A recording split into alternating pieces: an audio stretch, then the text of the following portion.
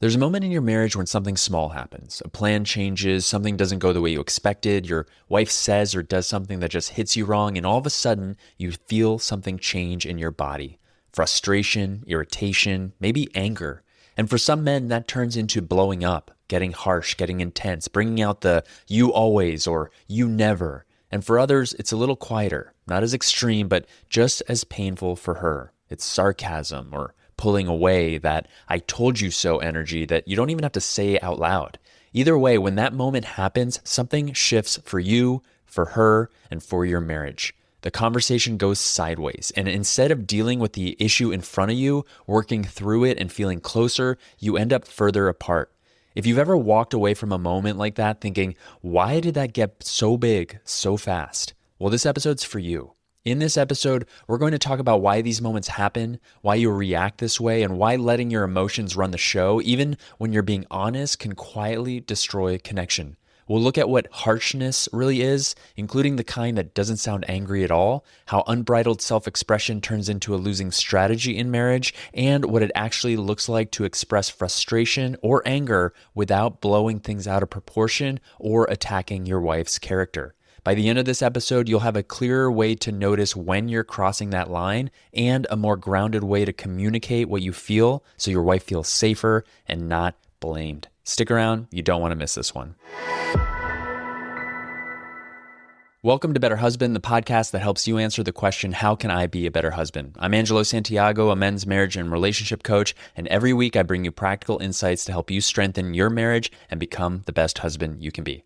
Now, one of the things I've learned the longer I've been married is that marriage has this strange way of pairing you with someone who's similar enough to feel familiar and different enough to challenge you in all the places you didn't know needed challenging. That's kind of the beauty of it, and it's also the curse. Because for most people, a lot of the tension in a marriage doesn't come from big betrayals or obvious mistakes. It comes from the differences, from preferences, from how each of you moves through the world. For me, one of the biggest differences between my wife and me shows up around structure and plans. I'm very structured. When I put something on my calendar, it's locked in. I like knowing when things are happening, how they're happening, when we need to leave, what the plan is. Once something's decided, it would take a pretty serious reason to change it. My wife, well, she's much more flexible. She's more free-flowing. And when I'm in a good place, when I'm rested, regulated, and not carrying a bunch of stress, I can actually see the beauty in that. I can appreciate how her flexibility helps me loosen up a bit, relax, not grip onto everything so tightly. But when I'm not in a good place, when I'm stressed, overwhelmed, and already on edge, that same flexibility can drive me crazy. And this is where things used to go sideways for me a lot of the time.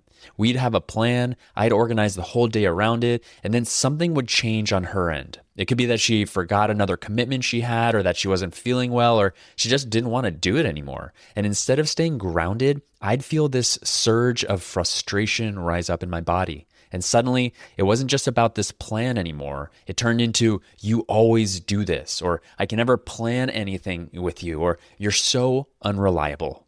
Now, if I slow that down and look at it honestly, that level of intensity didn't match the situation at all. But in those moments, I wasn't really reacting to her. I was reacting to my own discomfort with change, with uncertainty, with not being in control. And instead of owning that, I let it come out as harshness, as exaggeration, as blowing things out of proportion, as attacking her character over something that didn't deserve that kind of emotional force. And here's the part I really want to name, because I know I'm not alone in this. On my worst days, I'd look at everything she did through a negative lens. Everything she did felt like evidence, proof that I was right to be upset. In relational life therapy, we call that a core negative image, but we're not going to get into that today. The important part is this. Once I slipped into that mindset, my reactions stopped being about connection and started being about discharge. And sometimes that discharge was loud. It was harsh. It was intense. And other times it was quieter. It was sarcasm or pulling away or doing the thing, but with resentment, that I told you so energy.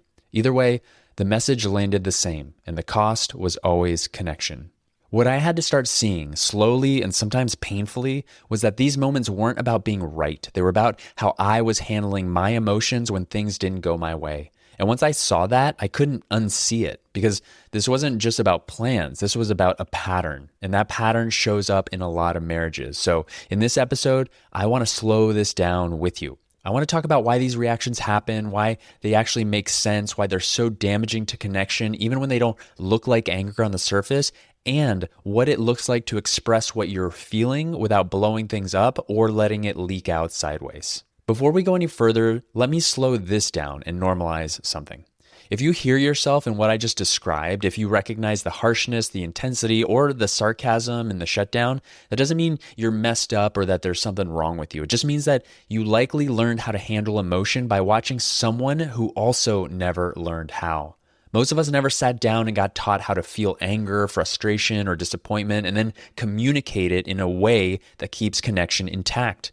We learned by observing, by growing up in homes where emotions were either loud and explosive or where they disappeared altogether. So we internalized what we saw. If you grew up in a house where conflict came with yelling, criticism, or character attacks, then harshness can feel normal. It can feel like that's just how problems get addressed. That's how things get resolved. And if you grew up in a house where emotions were avoided, where no one really talked about what they were feeling, then strong emotions can feel overwhelming as an adult. They don't come out in measured ways. They come out all at once or they leak out sideways. Either way, most men were never shown how to stay connected to their emotions without letting those emotions take over the interaction. And marriage has a way of exposing that. Because marriage doesn't just bring up your feelings, it brings up your patterns, especially when you feel disappointment, challenged, or out of control. When something doesn't go the way you expected, when a plan changes, when your wife does something differently than you would, your nervous system reacts before your thinking brain ever gets involved.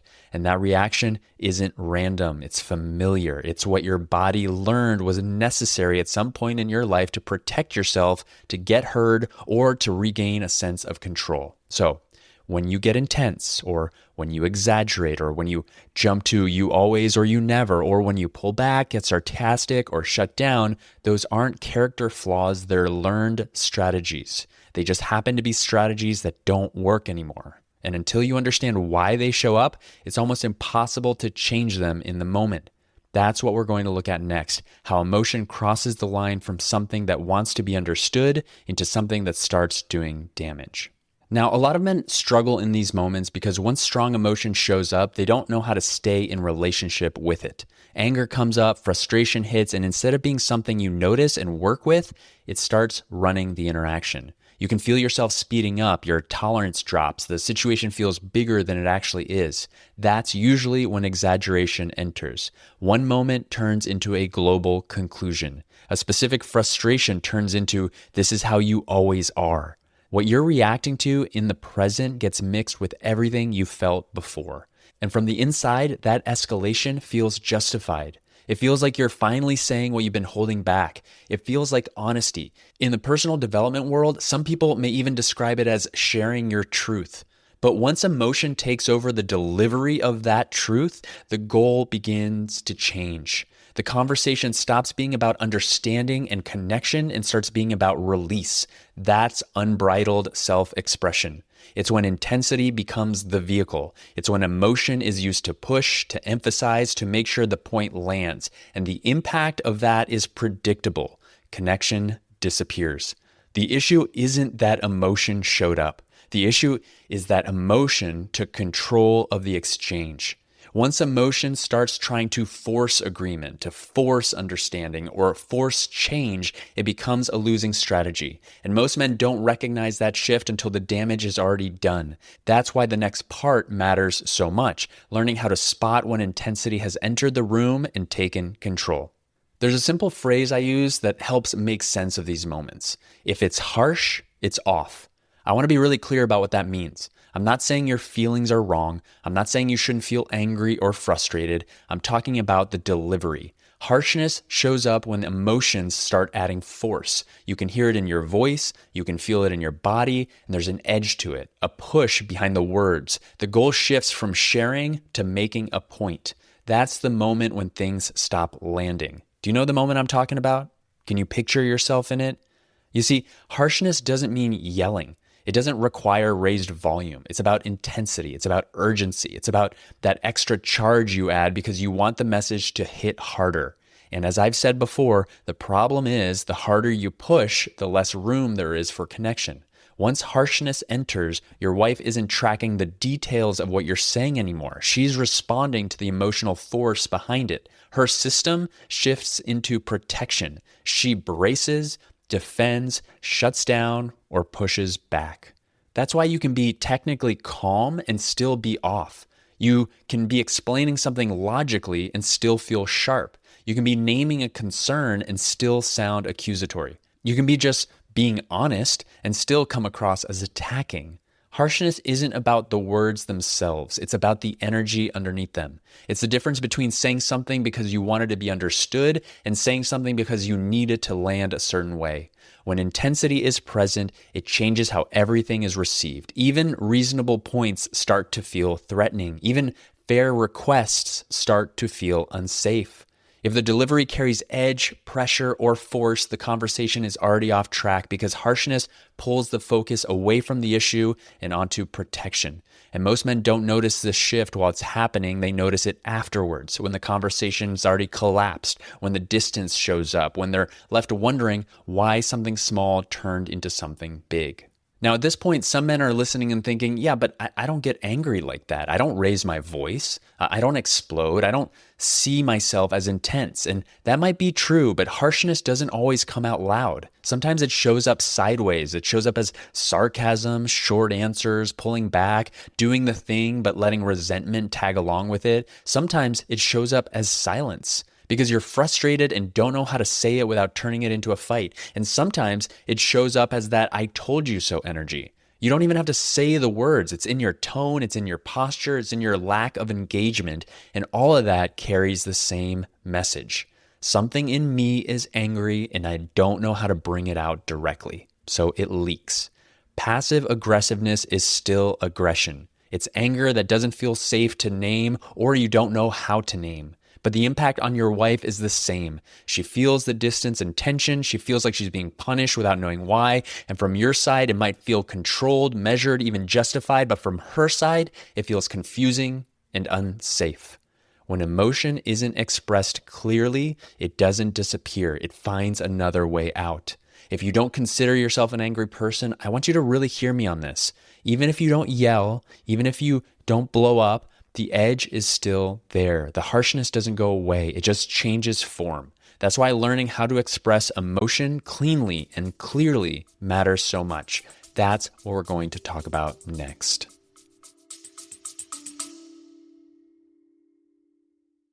I want to take a quick break to tell you that I have a brand new workshop available and it's totally free. If you've been listening to this podcast and you're ready to go deeper, I want you to check out my training, The 3 Secrets to Becoming a Better Husband Without Endless Therapy, Hating the Process, or Pretending to be Someone You're Not. Inside, I walk you through 3 key shifts that changed everything for me in my marriage and for the men who have used this to lead more connected, intimate, and grounded relationships. You can watch it now at betterhusbandsecrets.com, and like I said, it's totally free. It's the clearest breakdown I've ever shared of what actually changes a marriage from the inside out. So if you're ready to really do this work, go to betterhusbandsecrets.com or click the link in the show notes. Now, back to the show. So let's talk about the part most men were never taught. How do I talk about emotions that I'm feeling without starting a fight, without blaming, without having it used against me? Let's start with this.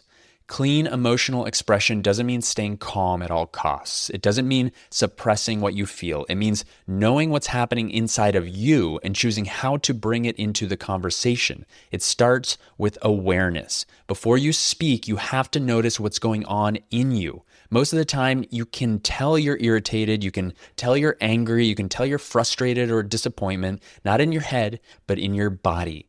That awareness gives you a moment of choice. The problem is that for most of us, that moment is short and we quickly move past the awareness and into the reaction. This is how we've always done it because nobody ever taught us another way. So here's the move you have to practice. The moment you feel it come in, you slow it down. You don't say anything. You recognize the emotion. You acknowledge it. You take a deep breath. not to push it away or shove it down, but just to give yourself the opportunity to choose what comes next. From that point, you stay connected to the emotion and to the relationship, knowing that the words you choose can either bring you closer together or push you apart. Instead of letting the emotion spill out as intensity, exaggeration, or accusation, slow the delivery down. You stay with the feeling without turning it into a verdict about your wife. Clean expression sounds like ownership. It sounds like, I'm feeling really frustrated right now, or I can tell I'm angry and I don't want to turn this into an attack or a fight, or even, this matters to me and I need a minute to say it without blowing it up. You're naming the emotion without assigning blame. You're describing your experience without turning it into her character. That's the difference. If that one deep breath is not enough, take a time out, but commit to returning to the conversation. And that can sound like, I want to talk about this, but right now I'm feeling some intensity that I don't want to spill out on you. I need 5 minutes, or I need to step outside for a moment, or can we just take a few deep breaths together and then we talk about this? When emotion is expressed cleanly, it invites connection instead of defense. Your wife doesn't have to brace herself. She doesn't have to decode sarcasm or protect herself from an emotional swing. She can stay present. And here's the part that matters. Clean expression does not guarantee an agreement. It doesn't guarantee immediate change, and it doesn't guarantee that the conversation goes perfectly. What it does is keep the relationship intact while the issue is being talked about. That's the real win. Because once emotion is no longer being used to push or punish, you can actually deal with what's underneath it, the frustration, the disappointment, the difference between you. And over time, this becomes a new pattern. You trust yourself to feel what you feel. Your wife trusts you to bring it without making it unsafe. And the distance that used to show up after hard moments doesn't have to anymore. That's what clean emotional expression makes possible. Here are a few simple things you can start practicing this week. 1.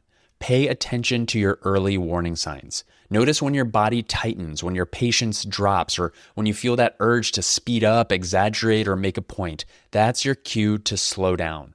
2. Name the emotion before it turns into intensity. Say what you're feeling out loud without attaching it to what your wife is doing wrong. Keep it about your experience, not her character. 3.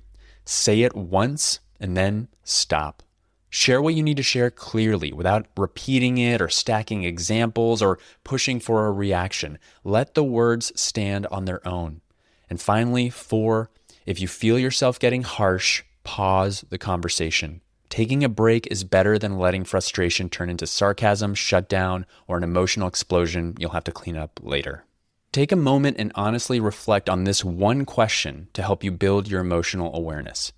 When I feel frustrated or angry in my marriage, how does it usually come out for me? Do I get harsh and intense? Do I shut down? Do I become sarcastic or passive aggressive? Or do I let it leak out in ways I don't always notice? Here's what I want you to walk away with. Your emotions aren't the problem. It's the way that they come out that determines whether they create connection or distance. When frustration turns into intensity, exaggeration, or sideways aggression, it pulls your marriage off track.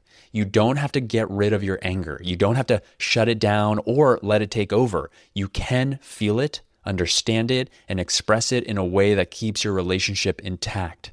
If it's harsh, it's off. And learning how to bring your emotions without blowing things up is one of the most important skills you can build as a husband. So, if you're ready to go deeper into this work, this is exactly the kind of skills we practice inside of Better Husband Academy. It's where men learn how to stay grounded, emotionally honest, and connected in the moments that matter most without blowing things up or shutting down. You can learn more at betterhusbandacademy.com.